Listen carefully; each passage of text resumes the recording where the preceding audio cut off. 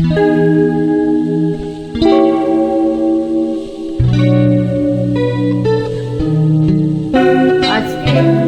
আমাদের আলোচ্য বিষয় অগ্ন্যাশয় গ্রন্থি। আমরা দেখতে পাচ্ছি অগ্ন্যাশয় গ্রন্থি কোথায় অবস্থিত। এই যে পাকস্থলী,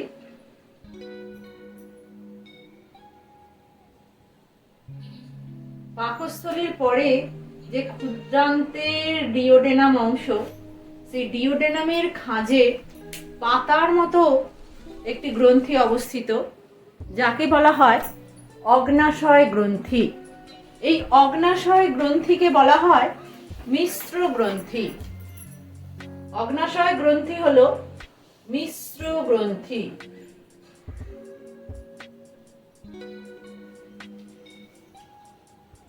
কেন অগ্ন্যাশয় গ্রন্থিকে মিশ্র গ্রন্থি বলা হয়? কারণ অগ্ন্যাশয়ের দেখা যায় কিছু কোষ আছে। এই যে একটা কোষের গুচ্ছ আমি এঁকেছি, এই কোষের গুচ্ছ যাকে বলা হয় আইলেটস অফ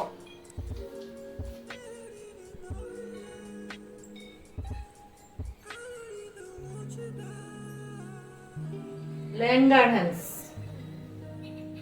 বিজ্ঞানী ল্যাঙ্গারহ্যান্স আবিষ্কার করেছিলেন বলে বলা হয়। এই রকম কোষের গুচ্ছ আছে অগ্ন্যাশয়ে। এই যে অগ্ন্যাশয়ে কোষের গুচ্ছ, এই গুচ্ছ থেকে হরমোন নিঃসৃত হয়। যে হরমোন সরাসরি নিঃসৃত হয়ে রক্তের নালীতে মেশে, রক্তে মেশে। এই যে কাজ, এই যে ক্ষরণ, এই জন্য অগ্ন্যাশয়কে বলা হয় অন্তর্খরা গ্রন্থি হিসেবে কাজ করে অগ্ন্যাশয়। এটা হচ্ছে অন্তর্খরা কার্যাবলী অগ্ন্যাশয়ের। এবং অগ্ন্যাশয়ের যে এই যে কোষগুলোকে বলা হয় অ্যাসেনি। এখান থেকে খরিত হয় পাচক রস। অগ্ন্যাশয়ের যে অ্যাসেনি থেকে পাচক রস খরিত হয়, পাচক রস, এই পাচক রস নালীপথে এসে প্রবাহিত হয়ে কোথায় মেশে? ক্ষুদ্রান্তের ডিওডেনামে আসে। এই অগ্ন্যাশয় থেকে যে পাচক রস নিঃসৃত হয়, যাকে অগ্ন্যাশয় রস বলা হয়, এই পাচক রসে উৎসেচক থাকে।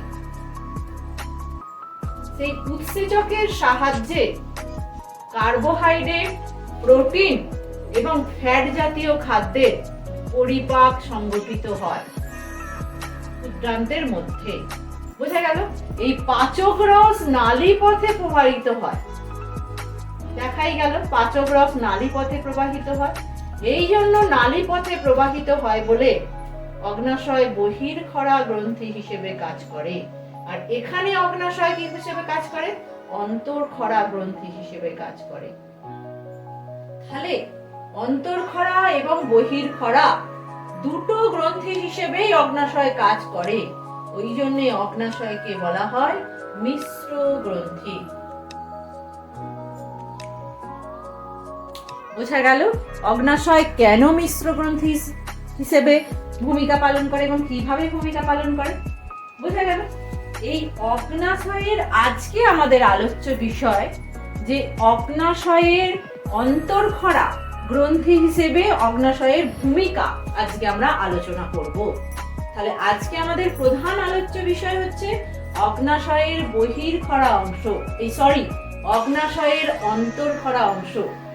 অগ্ন্যাশয়ের বহির্খরা অংশ আমরা আলোচনা করেছি পৌষ্টিক তন্ত্রে একাদশ শ্রেণী। অগ্ন্যাশয়ের এই যে আইলেটস অফ ল্যাঙ্গারহ্যান্স, এই যে কোষ, এই কোষেতে দেখা যাচ্ছে সবুজ, আমি চিহ্নিতকরণটা করেছি যাতে বোঝা যায়, সবুজ, লাল, নীল এবং বিশেষ এক ধরনের কোষ।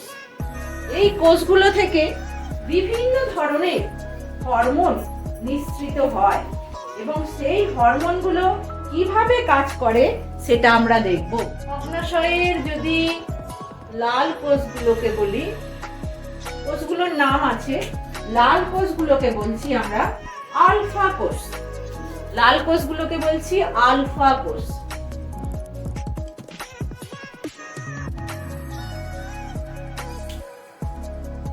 নীল কোষগুলোকে বলছি বিটা কোষ।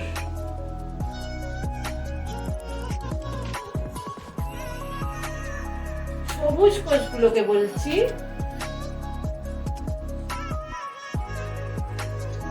ডেল্টা কোষ।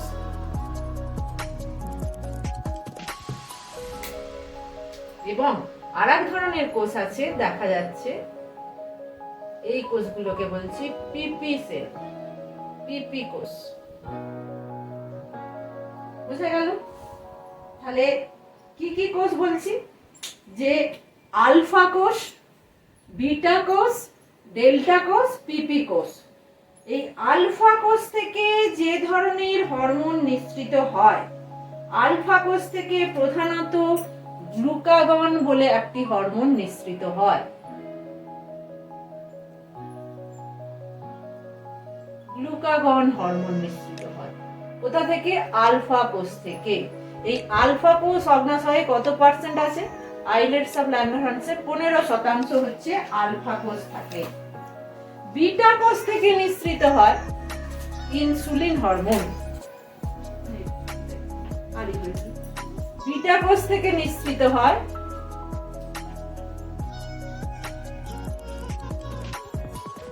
Insulin hormone. এই বিটা কোষের পরিমাণ হচ্ছে 30 থেকে 40%।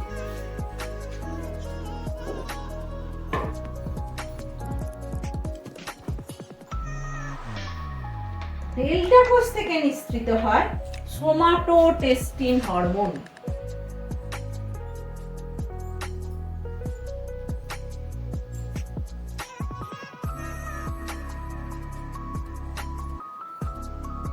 সোমাটোটেস্টিন হরমোন। বুঝা গেল? আর এই পিপি সেল থেকে একটি হরমোন নিঃসৃত হয়, পিপি কোষ থেকে, যে হরমোনটিকে বলা হয় পিপি কোষ থেকে নিঃসৃত হরমোন হচ্ছে অগ্নাশয় পেপটাইড।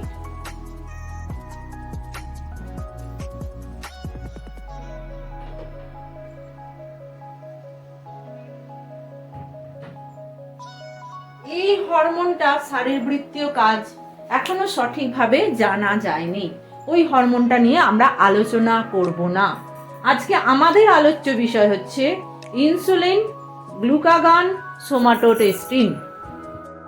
আর এই ডেল্টা কোষের পরিমাণ হচ্ছে 5%। বুঝা গেল? তাহলে সমগ্র আইলেটস অফ ল্যাঙ্গারহ্যান্সে কত শতাংশ কোন কোষটা থাকে সেটাও আজকে আমরা দেখলাম। এরপরে আমরা দেখব যে এই হরমোনগুলো কিভাবে কাজ করে, এই হরমোনের কার্য পদ্ধতি আমরা দেখব।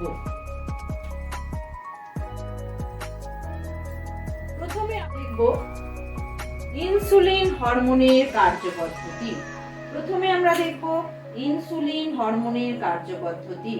ইনসুলিন হরমোনটা কোথা থেকে খরিত হয় বললাম? ইনসুলিন হরমোন খরিত হয় বিটা সেল থেকে।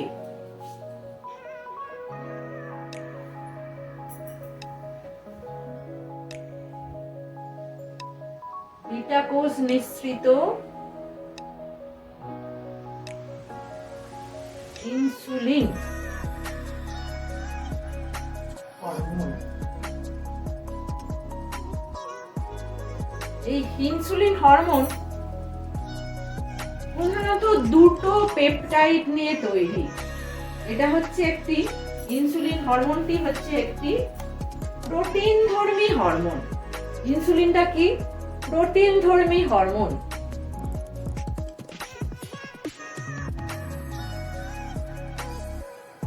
এটি দুটি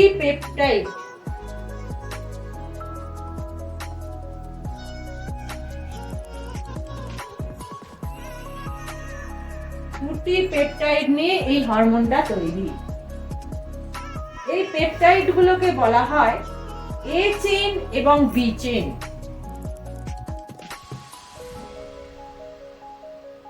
এ চেইন এবং বি চেইন।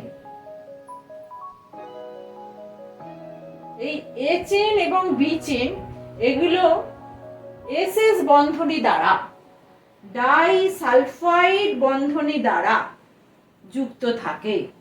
বোঝা গেল তাহলে মোটামুটি ইনসুলিন হরমোনের গঠনটাকে আমরা দেখলাম। এই যে এ চেনে মোটামুটি অ্যামাইনো অ্যাসিড থাকে 21টি। অ্যামাইনো অ্যাসিডের সংখ্যা হচ্ছে এ চেনে 21টি এবং বি চেনে অ্যামাইনো অ্যাসিডের সংখ্যা হচ্ছে 30। তাহলে আমরা দেখছি যে ইনসুলিন হরমোনটা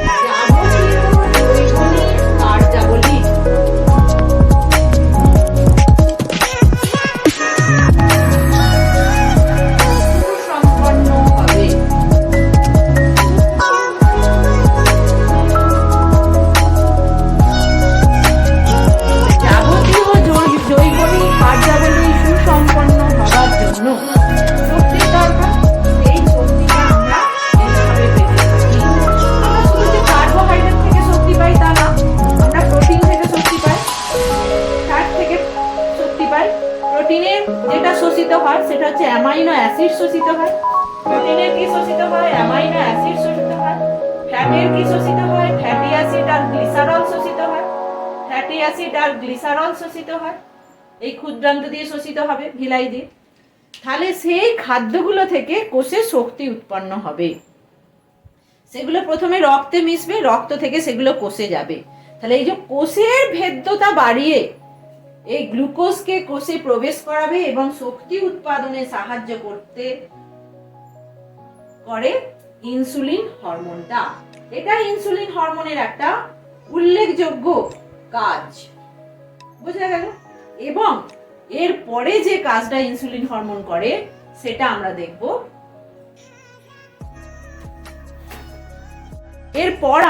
এরপরে আমরা ইনসুলিনের দ্বিতীয় কাজটি দেখব। ইনসুলিন কি করে, যকৃৎ এবং পেশিতে, বিশেষ করে যকৃতে গ্লুকোকাইনেজ উৎসেচকের সক্রিয়তাটাকে বৃদ্ধি করে। গ্লুকোকাইনেজ উৎসেচকের সক্রিয়তা বৃদ্ধির ফলে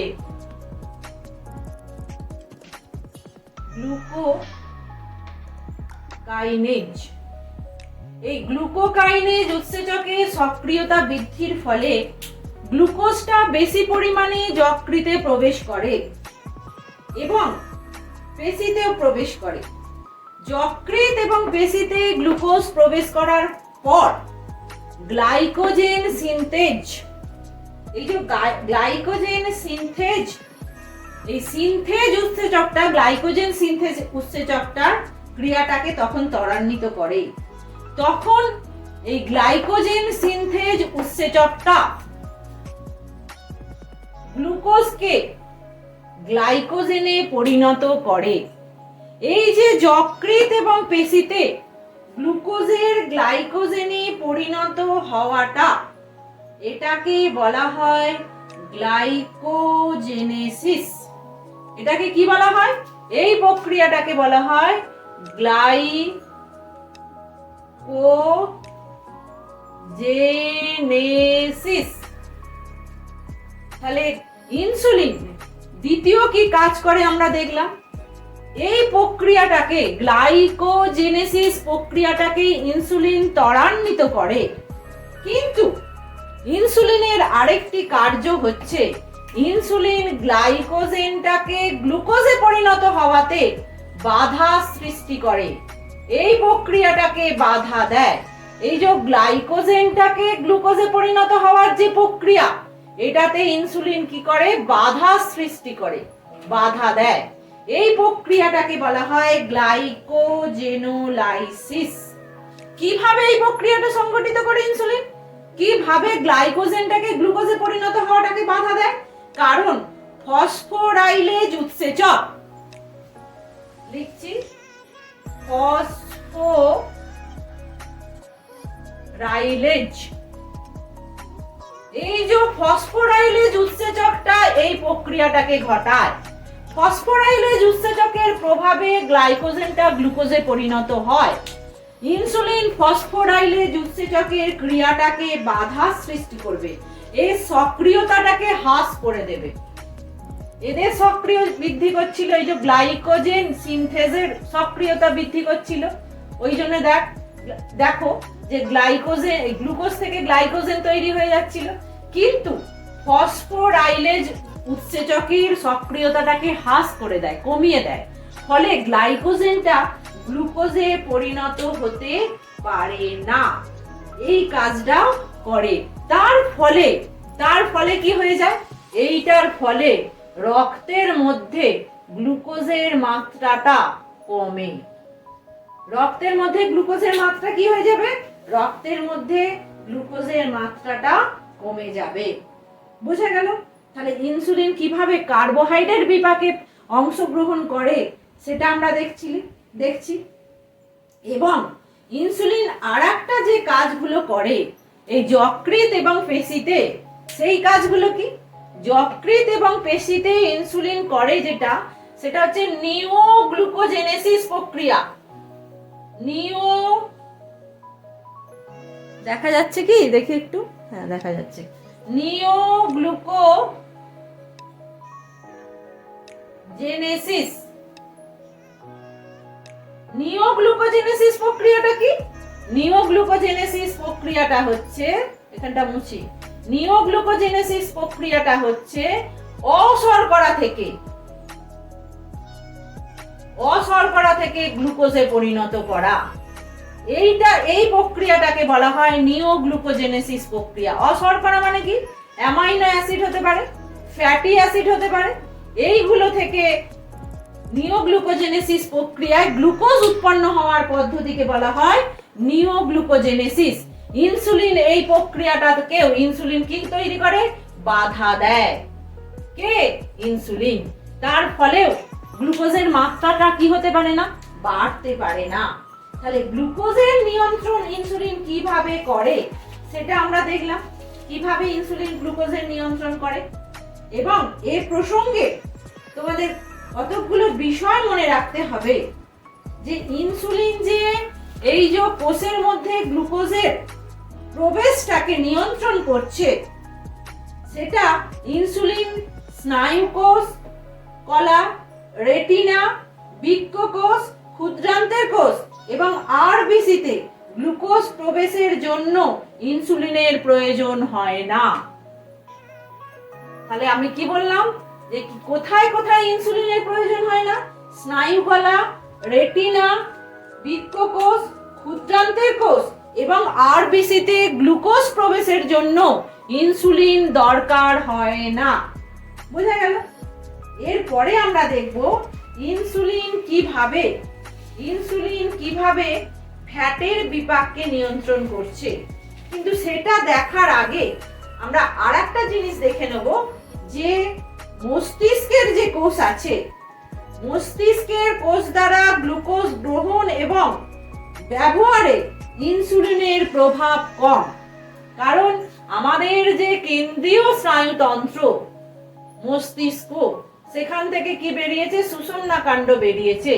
এই মস্তিষ্কের যে কোষগুলো আছে, সেই মস্তিষ্কের কোষে যে গ্লুকোজ প্রবেশ করবে C6H12O6, সেটা ইনসুলিন প্রভাব বিস্তার করতে পারে না।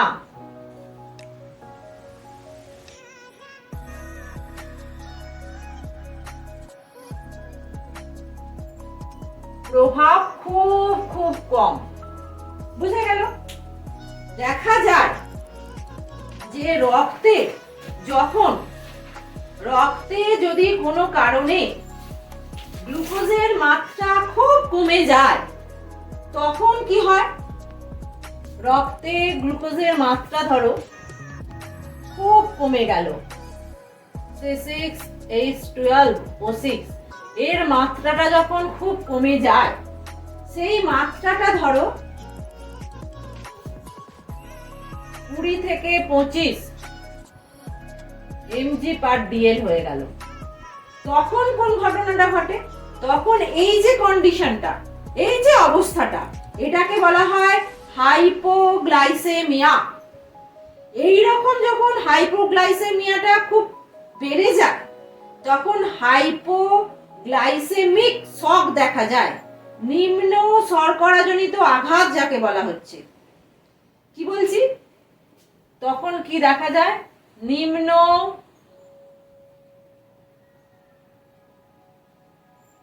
শর্করাজনিত আঘাত,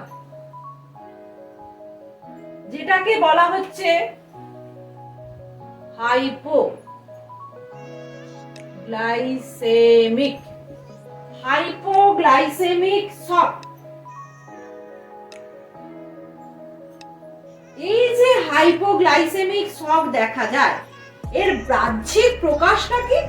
এর বাহ্যিক প্রকাশটা হচ্ছে যে স্নায়ু উত্তেজিতা। এর বাহ্যিক প্রকাশটা কি?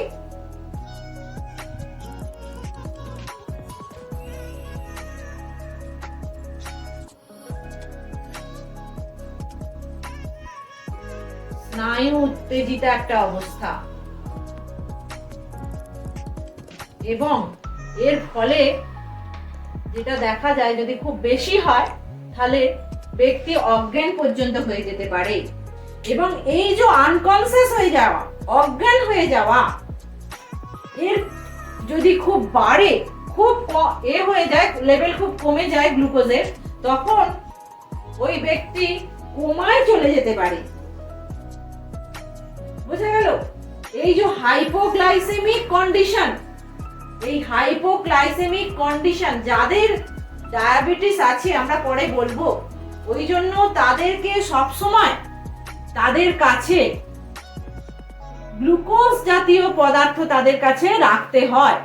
যখনই স্নায়ু উত্তেজিত অবস্থা, ঘাম দেবে, তখন তারা যখন বুঝতে পারবে লক্ষণগুলো দেখে, তখন তাদেরকে খুব তাড়াতাড়ি গ্লুকোজ লেভেলটা ব্লাডের বাড়বে, এইরকম কিছু মিষ্টি, চিনি গুঁড়ো, গ্লুকোজ এইগুলো খেয়ে নিতে হয়।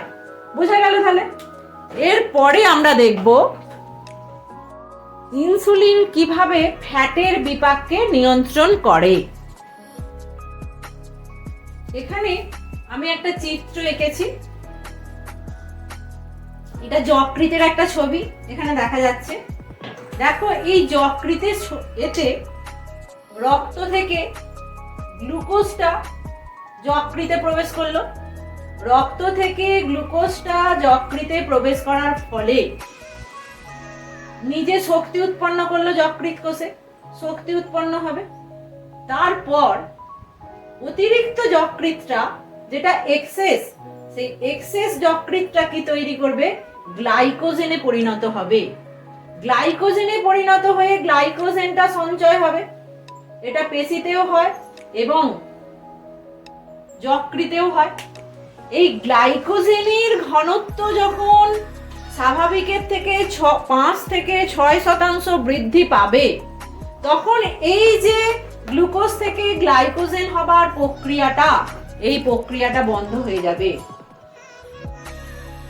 তখন এই যে গ্লুকোজটা, যেটা অতিরিক্ত গ্লুকোজ, সেটা গ্লাইকোলাইসিস প্রক্রিয়া, দ্যাট ইজ ইএমপি পথ, এমডেন বেবার হোক পার্টনেস পথের মাধ্যমে পাইরুভিক অ্যাসিডে রূপান্তরিত হবে।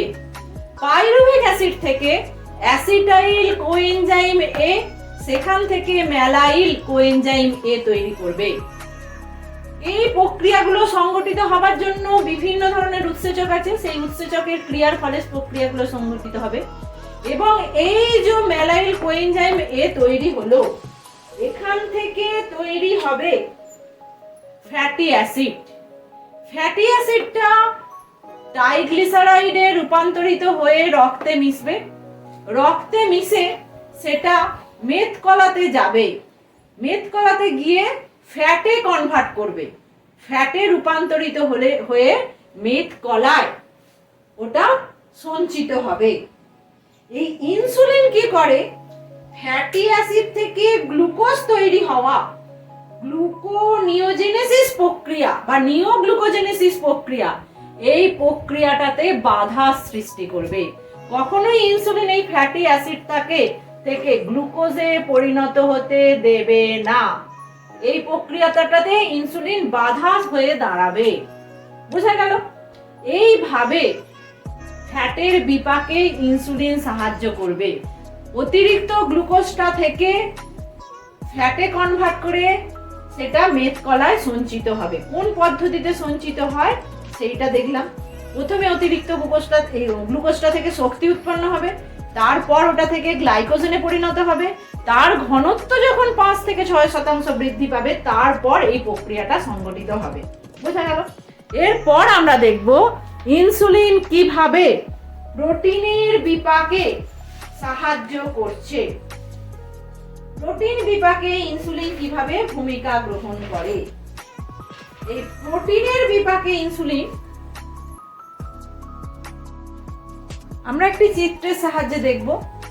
এখানে ইনসুলিন হরমোন রক্তের মধ্যে আছে, এটা একটি কোষ। আমাদের ক্ষুদ্রান্তের ভিলাই দিয়ে যে অ্যামাইনো অ্যাসিড শোষিত হলো, সেই অ্যামাইনো অ্যাসিড গুলো কোষে প্রবেশ করবে। প্রবেশ করে প্রথমে এমআরএনএ সংশ্লেষ করবে এবং আমরা জানি নন জেনেটিক আরএনএ গুলো প্রোটিন সংশ্লেষ করে। এই এমআরএনএ এর ফলে এই অ্যামাইনো অ্যাসিড গুলো সাহায্যে প্রোটিন সংশ্লেষিত হবে এবং এই যে অ্যামাইনো অ্যাসিড আছে, অ্যামাইনো অ্যাসিড থেকে গ্লুকোজ তৈরি হওয়া, যেটাকে আমরা বলছি নিওগ্লুকোজেনেসিস প্রক্রিয়া, এই নিওগ্লুকোজেনেসিস প্রক্রিয়াটা ইনসুলিন বাধা সৃষ্টি করবে। কিন্তু এই রক্ত থেকে অ্যামাইনো অ্যাসিডকে কোষে প্রবেশ করতে ইনসুলিন সাহায্য করবে। এই যে অ্যামাইনো অ্যাসিডকে কোষে প্রবেশ করতে ইনসুলিন সাহায্য করবে। এই অ্যামাইনো অ্যাসিডটাই কোষে প্রবেশ করার পর প্রোটিন তৈরি হবে। এই অ্যামাইনো অ্যাসিড থেকে সে যখন গ্লুকোজ তৈরি হতে যাবে নিওগ্লুকোজেনেসিস প্রক্রিয়ায়, সেখানে বাধা সৃষ্টি করবে এবং ইনসুলিন কি করবে? প্রোটিনের ভাঙনটাকে রোধ করবে। ইনসুলিন কি করবে? প্রোটিনের ভাঙনটাকে রোধ করবে। এইভাবে প্রোটিন সংশ্লেষ করে। প্রোটিনের ভাঙন রোধ করে এবং অ্যামাইনো অ্যাসিড থেকে নিওগ্লুকোজেনেসিস প্রক্রিয়ায় গ্লুকোজ তৈরি হওয়াটাকে বাধা সৃষ্টি করে। এইভাবে ইনসুলিন প্রোটিনের বিপাকটাকেও নিয়ন্ত্রণ করে। তাহলে আজকে আমরা দেখলাম ইনসুলিনের বিভিন্ন কাজ, যেটা হচ্ছে অগ্নাশয়ের আইলেটস অফ ল্যাঙ্গারহ্যান্সের বিটা কোষ থেকে ক্ষরিত হয়। দেখবো সেটা হচ্ছে গ্লুকাগনের কাজগুলো দেখব। প্রতিটা হরমোনই তার নির্দিষ্ট কোষ কলা থেকে নিঃসৃত হয়ে রক্তে মেশে। গ্লুকাগনও রক্তে মিশলো এবং গ্লুকাগনের কাজ আলোচনা করতে গিয়ে আমরা প্রথমেই যেটা বলবো, গ্লুকাগন ইনসুলিনের বিপরীত কাজ করে। ইনসুলিন যে কাজগুলো করে গ্লুকাগন তার বিপরীত কাজ করে। যেমন আমরা 1 নম্বর দেখি, এই যে যকৃতের মধ্যে ইনসুলিনটা গ্লুকোজটাকে গ্লাইকোজেনে রূপান্তরিত করে নিওগ্লুকোজেনেসিস প্রক্রিয়ায়।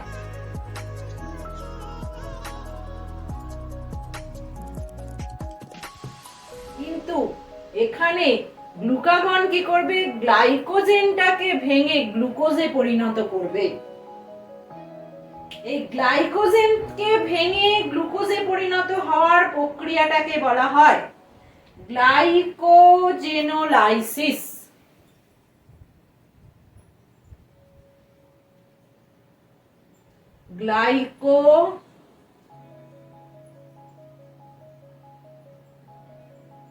এই গ্লাইকোজেনোলাইসিস প্রক্রিয়াটাকে গ্লুকাগন ত্বরান্বিত করবে, ওকে উদ্দীপিত করবে ওই প্রক্রিয়াটা সংগঠিত হবার জন্য। এবং এই যকৃতে কি করবে? অশর্করা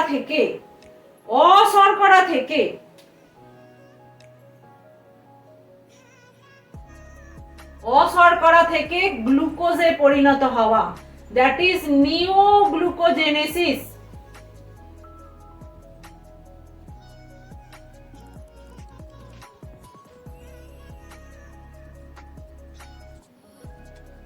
বা গ্লুকোনিওজেনেসিস, যাই বলি না কেন, সেই প্রক্রিয়াটাকে ত্বরান্বিত করবে।